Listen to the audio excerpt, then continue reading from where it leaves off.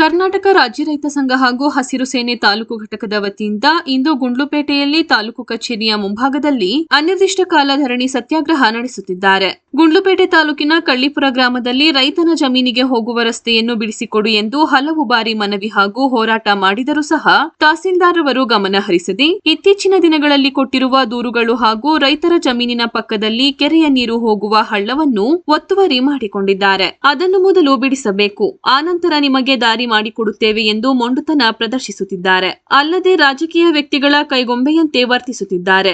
ಆದ ಕಾರಣ ತಹಸೀಲ್ದಾರರ ಕಚೇರಿಯ ಮುಂದೆ ಅನಿರ್ದಿಷ್ಟ ಕಾಲ ಧರಣಿ ಸತ್ಯಾಗ್ರಹ ಹಮ್ಮಿಕೊಂಡಿದ್ದು, ಜಮೀನಿಗೆ ರಸ್ತೆ ಮಾಡುವವರೆಗೂ ಹೋರಾಟ ಮುಂದುವರಿಸುತ್ತೇವೆ ಎಂದು ಕರ್ನಾಟಕ ರಾಜ್ಯ ರೈತ ಸಂಘದ ಜಿಲ್ಲಾಧ್ಯಕ್ಷರಾದ ಹೊನ್ನೂರು ಪ್ರಕಾಶ್ ತಿಳಿಸಿದರು. ಇದೇ ಸಂದರ್ಭದಲ್ಲಿ ಮಂಡಳಿಯ ಅಧ್ಯಕ್ಷರಾದ ಪಾಪಣ್ಣ ಮಾಡ್ರಹಳ್ಳಿ, ಭೀಮನಬೀಡು ಮಹೇಶ್, ರಾಜು, ಕೃಷ್ಣ, ಲೋಕೇಶ್, ಸುಂದರ ಸೇರಿದಂತೆ ಮತ್ತಿತರರು ಹಾಜರಿದ್ದರು. ಎರಡು ಗ್ರಾಮಗಳು ಸಹ ರಾಜಕೀಯ ಮಾಡ್ತಾ ರೈತರಿಗೆ ತೊಂದರೆ ಕೊಡ್ತಾ ಇದ್ದಾರೆ. ಹಾಗಾಗಿ ನಾವು ಇವತ್ತು ಅನಿರ್ದಿಷ್ಟ ಕಾಲ ನಮ್ಗೇನು ಜಮೀನುಗಳ ರೋಡು ಮತ್ತು ಗರುಗಿ ಗ್ರಾಮದ ರೋಡ್ಗಳಿಗೆ ನಾವು ಏನು ಇವತ್ತು ಮಾಡಿಕೊಡೋವರೆಗೂ ಇಲ್ಲಿಂದ ಎದ್ದೊಳಲ್ಲ. ಯಾವುದೇ ಕಾರಣಕ್ಕೂ ಇಲ್ಲಿ ಶಾಸಕರು ಮಧ್ಯಪ್ರವೇಶ ಮಾಡಿ ಬಹಳಷ್ಟು ರಾಜಕೀಯ ಮಾಡ್ತಾ ಇದ್ದಾರೆ. ಇದು ಇವರಿಗೆ ಶೋಭೆತರ ವಿಷಯ ಅಲ್ಲ. ಏನು ಕಾನೂನು ಇದೆ, ಕಾನೂನಿನ ಚೌಕಟ್ಟೊಳಗೆ ನಾವು ಮಾಡ್ತಾ ಇದೀವಿ. MLA ಆಗಲಿ ನಾನಾಗಲಿ ಯಾರು ಹೆಚ್ಚಲ್ಲ. ಗೌರ್ಮೆಂಟ್ ಜಾಗದಲ್ಲಿ ರಸ್ತೆ ಮಾಡೋದವ್ರ ಜವಾಬ್ದಾರಿ. ಅದನ್ನ ಬಿಟ್ಟು ಒತ್ತುವರಿ ಮಾಡ್ಕೊಳ್ಳೋದನ್ನ ಬಿಟ್ಟು ಸುಮ್ಮನೆ ಇಲ್ಲ ರೈತರಿಗೆ ಇವತ್ತು ಜಾಗ ಮಾಡಲಿ ಇದು ಮಾಡ್ತಾ ಇದ್ದಾರೆ, ಮೀನಾಮೇಷ ಹೇಳ್ತಾ ಇದ್ದಾರೆ. ಇಲ್ಲಿ ರಾಜಕೀಯ ಪ್ರಭಾವ ಜಾಸ್ತಿ ಆಗಿದ್ದಾರೆ. ಯಾವುದೇ ಕಾರಣಕ್ಕೂ ನಾವು ಬಿಡಲ್ಲ. ನಾವು ರೋಡ್ ಪಡ್ಕೊಂಡಿದ್ದೀವಿ. ಮತ್ತೆ ಈ ತಹಸೀಲ್ದಾರರು ಪೂರ್ತಿ ರಾಜಕಾರಣಿಗಳ ಕೈಗೊಂಬೆ ಆಗಿದೆ. ಇವ್ರಿಗೇನು ರೋಗ ಆಯ್ತು ಇವ್ರ ಮೇಲೆ, ಮತ್ತೆ ಏನು ಇವರು ಭ್ರಷ್ಟತೆ ಮಾಡಿದ್ದಾರೆ, ಇವರು ಏನು ಆಸ್ತಿ ಮಾಡಿದ್ರೆ ಎಲ್ಲರೂ ತನಿಖೆ ಆಗಬೇಕು.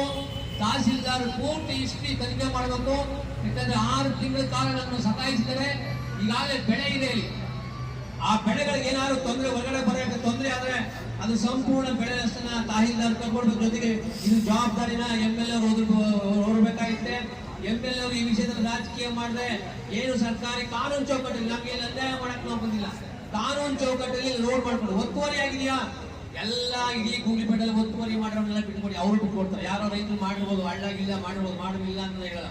ಆದ್ರೆ ಅವರು ರೆಡಿ ಇದ್ದಾರೆ. ಇವತ್ತು ಒಬ್ಬರನ್ನ ಬಿಡಿ ಅನ್ನೋದು, ಒಬ್ಬರನ್ನ ಬಿಡಬೇಡ ಅನ್ನೋದು ಇದಲ್ಲ.